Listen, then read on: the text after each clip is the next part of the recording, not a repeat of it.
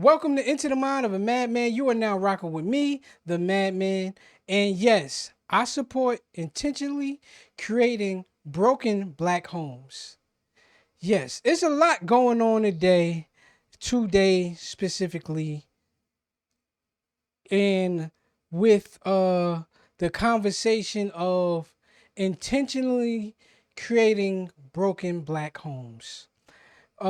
Specifically the conversation of Dr.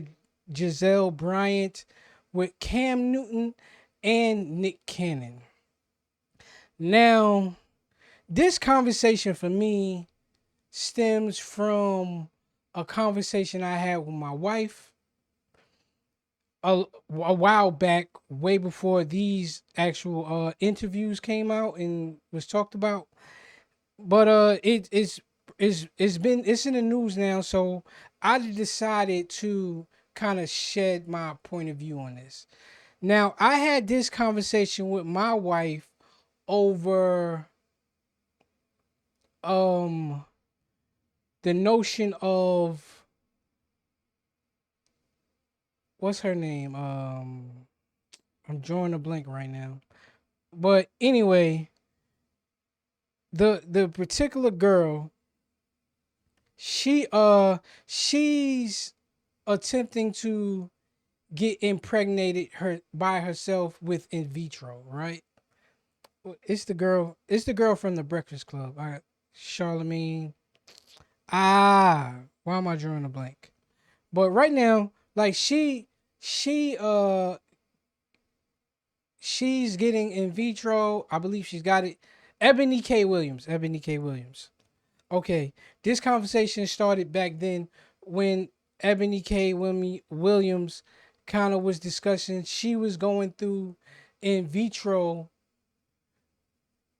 and she froze her eggs and all of that, and she wanted to do that even though the partner she had at the time, they broke up. You know what I'm saying? The person she kind of planned on doing this with, having a baby with, and all of that, uh, kind of fell out over the pandemic and all of that.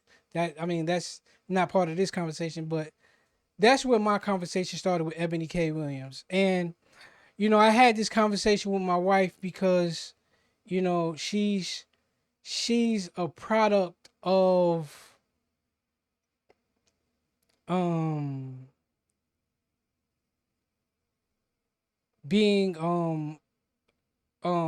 what is it? She has a different father, a biological father than her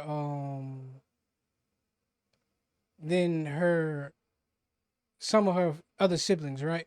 So I kind of felt like it would be a good perspective because uh I thought she would have a good perspective on the conversation because to me there are many people who want families in a non-traditional way, and that may be I may want a kid, but I don't necessarily want to be with the spouse, the other person, not spouse, the other person who created the kid. I may want to adopt a kid. I may want to uh or I may be open to having a kid, or I'm gonna say donate I donate my sperm knowing maybe one day it'll be somebody will choose it and it'll be brought into this world, but I have no knowledge of it. Like there are many, and like men or women who donate their eggs are comfortable with knowing that their DNA may be out in the world and is not necessarily a part of them, but that's like their contribution. That's more so what I'm talking about. I'm not talking about people who kind of donate their sperm and donate eggs for money. And it's just like a money concept. It's like there are people who just donate and knowing I may not want it myself, but my contribution to the world and provide that for somebody who else who does want that. So, like I said, it all. I don't know. I just felt like my wife was a good candidate to have that conversation, so I had it with her. But anyway, her perspective is her perspective. We may talk about that on a podcast, right? So I'm not going to share her perspective, but my perspective right now and is my perspective is not to say it's even different from my wife, but let's just save the mystery. But my perspective on it is I choose the parent.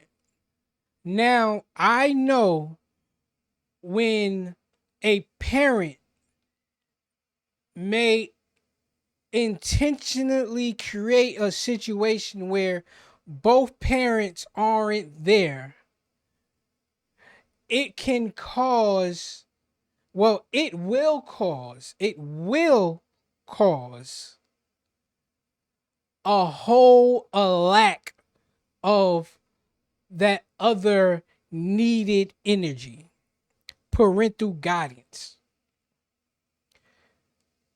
But I'm cool with that because I believe that a good parent, though it may be one, can provide enough of an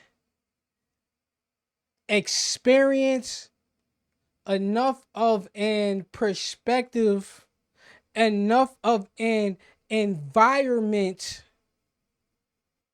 to where the hole that is created in the void that is there with communication, proper communication, it can be overcame. It can be pushed through. You can create a productive citizen and person in this world, right? I feel like a lot of the instances where the chaos ensues is there is no communication. There is a surprise to, oh, I thought this person was my dad all my life. Now I'm finding out that they're not my dad. I thought this person was my mother, but I found out my aunt is my mom, and my person I thought was my mom is my aunt or grandmother or something like that. See what I'm saying? Because because it may not be intentional to the fabric of what is it, of how the conceived baby came about. Now, when you are intentionally saying, as Ebony K. Williams, hey, I do want a kid. I did want to be with somebody and have their kid and raise the kid together, but it didn't work out. I don't think she should now feel like, oh, I cannot have a kid, whether it be through in vitro or adoption. Because if she adopted a newborn, if she adopted a 2-3 year old kid, and she provided financially, she provided cousins, like far as her nephews and all of that, her nieces and nephews. I don't know if she has any. I don't know Ebony K's life like that. But what I'm saying is, if she provided a father figure, whether it be her dad, Ebony K's dad, Ebony K's brothers and cousins, and whether it be her sisters or brothers fiancés and all of that type of thing, if she provided an environment where either she had in vitro with her eggs and got a sperm donor and all that, if she got um adopted a kid, it whatever it is, I believe she should still have that joy. Just because she can't necessarily find a partner that suits her to now we can have a child together and I'm willing to bear the child between me and you, I don't believe she should feel like she can't be a mom. I don't feel like somebody who Nick Cannon approaches about having his kid, and yes, maybe I'm not there when a child wakes up in the middle of the night when they crying because they sick. I'm not there when a child come home and they need to do homework. I'm not there when the soccer game is being played and all that, because regular dads and regular moms, we miss all of that too. I work two jobs. I work overnight. I miss a lot of the sleep time. I miss a lot. It's days where don't see my child because we miss each other. You see what I'm saying? I work two jobs. She's off to school by the time I get home. By the time she gets back home from school with my wife, I'm at work. So there's no perfectness to it, but the intention is what we discussing, right?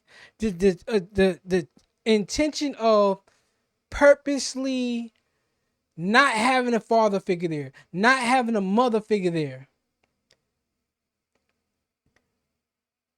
If I Me and my wife also discussed same-sex marriages within that whole conversation. Like I said, I won't share her side.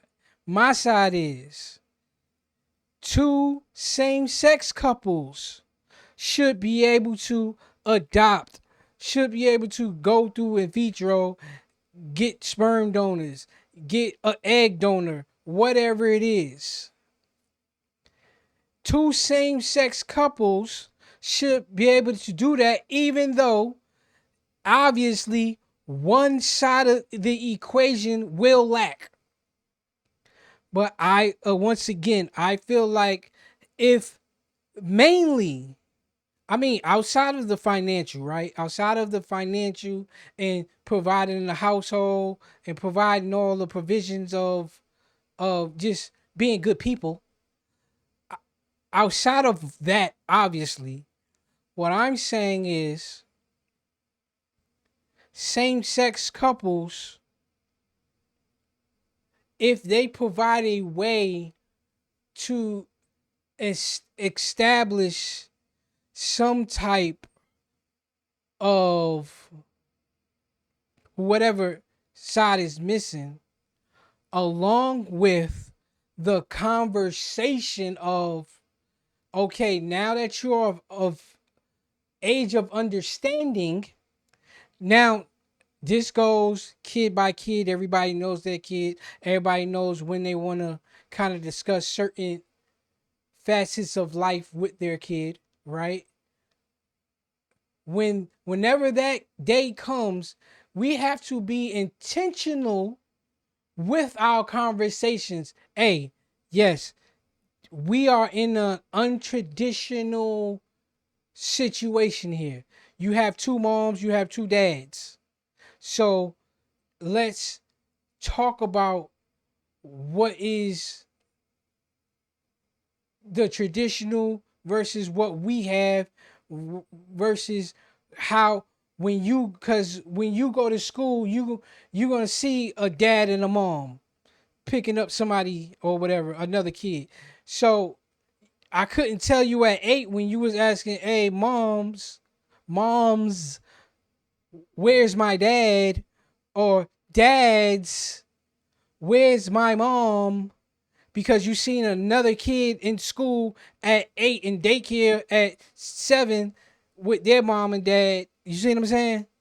So you couldn't say that, you couldn't really break it down to them at 8, but at 12, 13, they can understand certain things. So it's time to introduce that conversation, so they're not growing up as high schoolers, as col- with college kids, as adults with these complexes.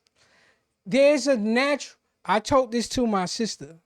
There is a natural complex that traditional, same sex, whatever relationship there is with a kid that you will create. Whether you are rich, you'll kind of create a rich complex to where when they're struggling, if they go out in the world and they struggle to get certain things, they may have a complex and not know, because they've been handed things to them all their life. When if you're not as wealthy or not financially stable, that kid will grow up with complexes of being not financially stable. They'll grow up with those type of complexes. If you're middle class, you're and your kid will grow up like I had that like it's so complexes within kids, far as how their parents view life and has passed them on life, the gift of knowledge of life will create a complex too, because when they grow up they're going to want to move how they want to move, and they're going to see the world how they see the world, and the world is going to be totally different from how we grew up and how we seen the world. So their viewpoint is going to be different, so it's going to naturally create a complex, right? So we have to have this open dialogue with our children, so the complexes can be met, and can be, and it is not just astronomical. So by the time you 18 and you off to college and you kind of seeing the world for yourself, now you kind of just disoriented with what's everything that's going on. See what I'm saying? That, let's take it off same sex right now. Let's talk about somebody like Nick Cannon and his wives. They have to come to the children and say, listen,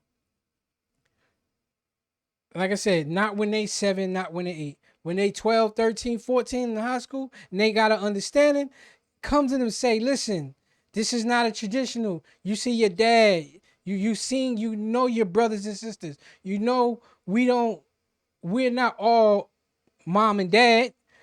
Just mom and dad here, mom and dad there. You know what I'm saying? So they gotta have them open dialogues and say, hey, listen, as a woman, as a man, this is what we decided to do. Your mom was comfortable with the arrangement. You can have this same arrangement if you grew up and want to have that arrangement, or you can go to the traditional mother, wife, or whatever, and do that. Picket fence, dog, cat, boy, girl. You know what I'm saying?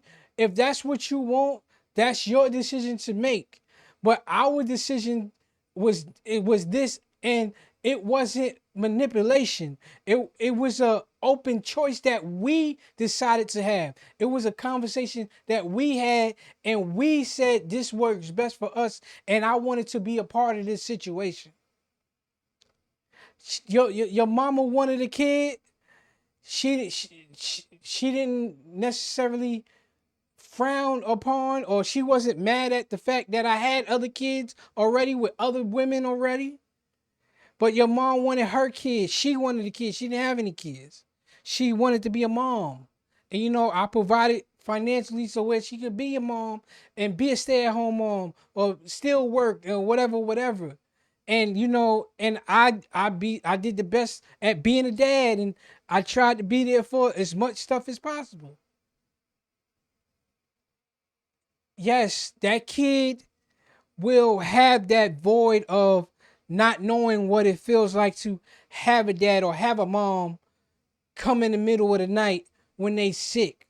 They might just have their own, like they might Ebony K. Williams. might have the mom. But my daughter has that too. Understand, as a dad who's in the house, well, like I said, I work. When I'm home, like this weekend when I'm making this, my wife is away. It's me and my daughter. Friday, Saturday, Sunday, Monday, I'm here. I'm off work. I'm here. It's daddy time. When my days are off, I'm here and my daughter comes to my side, wakes me up. Daddy, I'm sick. Daddy, I need some water. Daddy, come. I had a bad dream. Daddy, my tummy hurt. Daddy, I just threw up. I get all of that. I'm here for all that when I'm here for that. And when I'm here for that, she's coming to me. My wife, when my wife is here, my wife will still wake up and what's going on. But hey, I got this. I'm here. It's plenty of days I'm at work, but the days I'm off, I'm here. It's my job to do that. So I'm my daughter may not have as much of a complex, but it may be days where she may want to choose me over her mother, far as, oh, my tummy hurt, let me go see my dad. But I'm at work. So she might have, yo, dad, I don't know when she grows up how she's gonna look at things. Like, you know what? There was a many a times I didn't see you. I might be more closer to mom than dad. That complex might be there. Like, I might feel more comfortable with, but at the same time, I'm doing the best that I can as when I'm here. And that's what Nick could do. That's what Cam Newton will do. That's what I believe Ebony K. Williams will do in providing that that uh that frequency of whatever is lacking. I don't, like I said, I don't know Ebony K. Williams, but I believe somebody who's financially stable, somebody who's the main the outside of, obviously outside of the missing energy, the missing piece, I believe she is capable of providing a safe environment, a well-rounded mother. She's older. You see what I'm saying? She's not a 20-year-old wanting a kid. Now, there's nothing wrong if you're 21 and a kid, but what I'm saying is she has life experience. She kind of been through her work. She got her career set. She, like a lot of it's not like she's looking to have a kid and then be away from the kid is my perspective. It's not like she's gonna have a kid and now she's back at work and she gotta go so hard because she gotta get her career started and she gotta make way in her career and the kid is with the nanny now and all that. Like Ebony K kind of did that. She got all of that out the way. Now she's in a position, like I said, my point of view. I don't know this lady. I don't know her like that. I know she got a podcast. I don't listen to it. So I don't know if she's expressed this or not. This is just all me seeing her on the Breakfast Club type of thing. So what I'm saying is really my assumption. What I'm saying is she may be at that point in life where she can take off and really be in that kid's life. So, yo, she's creating a broken home at the end of the day. I'm with it. If there's women out there who want to adopt because they can't have their kid of their own, something may have happened, whatever. I'm not getting into nobody medical conditions. I know all about all the thyroids and maybe you just couldn't have a kid because of whatever. All of them things, right? All of them things, I'm saying I'm supportive. If two people come together and say, this is the arrangement I want, I just want the sperm and I'll raise the kid. I just want the egg and I'll raise the kid. I'll go donate some sperm. I go donate an egg for somebody else to raise a kid. I want to adopt because I can't have a kid. The brat and her, I forgot, Miss Juicy, I think. No disrespect, I think that's your name. Uh, I know the brat though. I know the brat and her girl had a kid. If you know what I'm saying, same sex. If they really desire, if they really desire that parent uh energy, I put that over the not the experience of the kid, but like I said, I put that over the intention of creating a broken home, because I do I do believe same sex is a broken home technically, because there is, because I'm a believe there needs to be a mother figure and a father figure, because it's just two different energies. That energy it is what it is. That's just how I feel about it. You can believe what you want to believe. So what I'm saying is, I have a lot of respect for people, women, and I don't really know too many men who just desire kids like that.